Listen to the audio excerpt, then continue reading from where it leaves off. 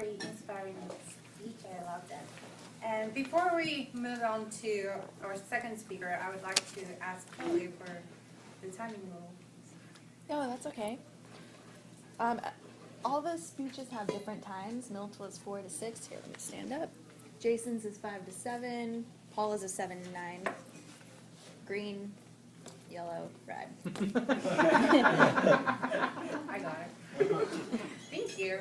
So our next speaker is Mr. Jason Griffin, who joined the club August 2011, past VP of membership and current president. His answer to my question is, mine would be keep calm and learn to fly fish, and said this will fit nicely with his planned speech. Please welcome Jason Griffin.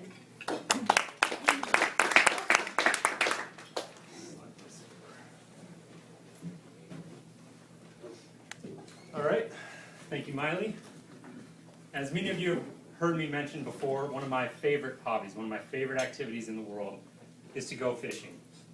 Some of my earliest and fondest memories in my life revolve around the simple act of a day spent on the water with friends or family. And for as long as I can remember, it's always been something that I've really enjoyed doing.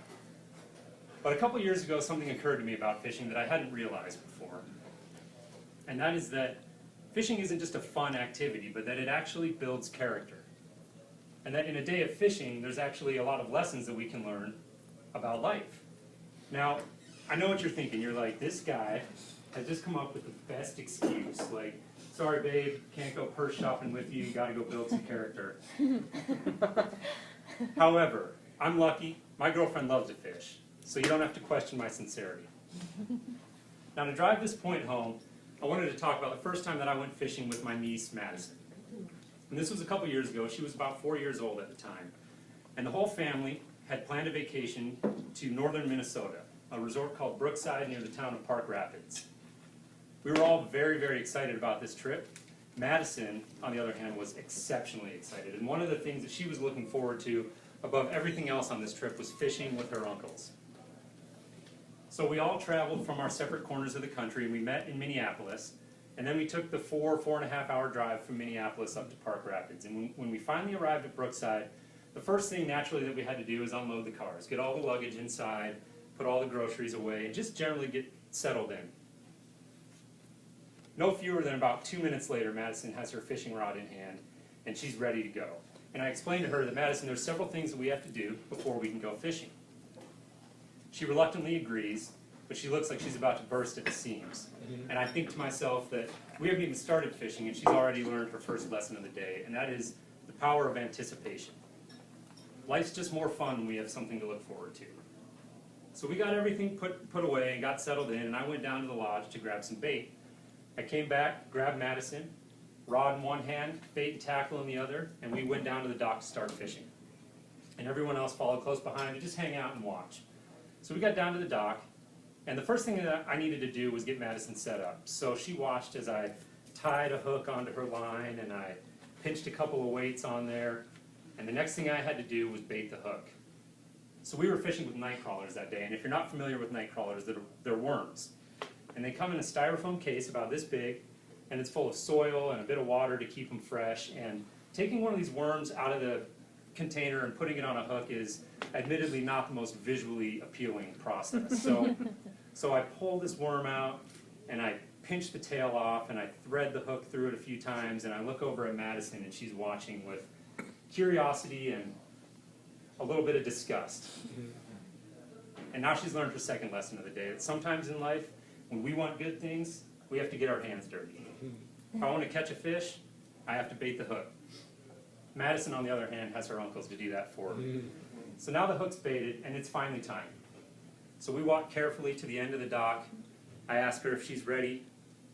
She eagerly says yes. So I help her cast some line out into the water, and I close the bail, and I hand her the rod, and we watch as that hook slowly sinks and suspends in the water in front of us. And it couldn't have been there more than 3 seconds before a fish swam out of nowhere and inhaled that bait. And we all started hollering, and Madison somehow instinctively knew to set that hook and reel in the line, and just like that, within a matter of seconds, Madison had caught her first fish. And she learned her next lesson of the day, which is that beginner's luck does actually exist.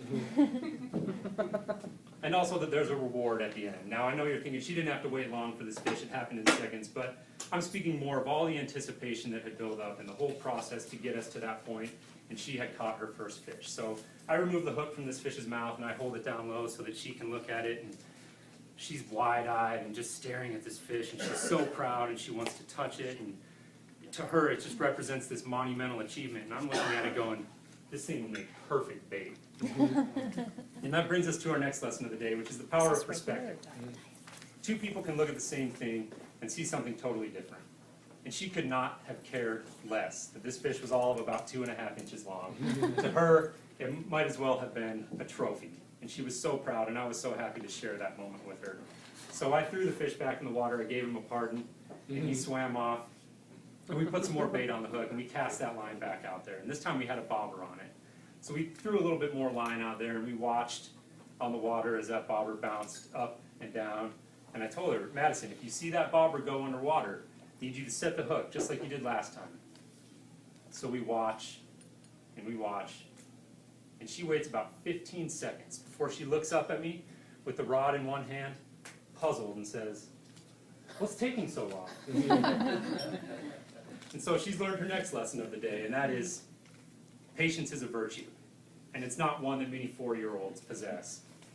So I explained to her that you just have to wait. It doesn't always happen as quick as it did the first time.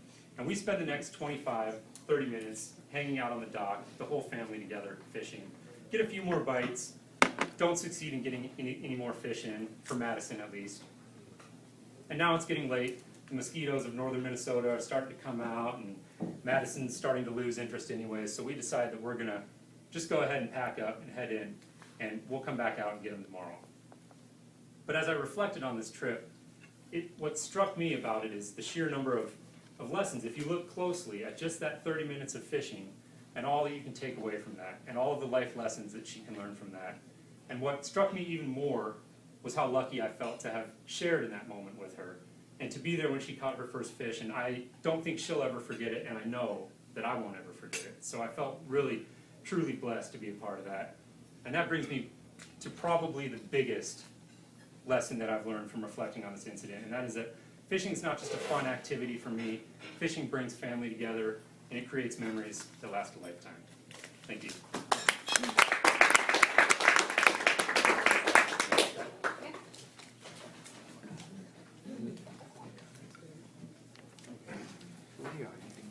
Alright, our last speaker for the night is Miss Paula Schwartz. She joined the club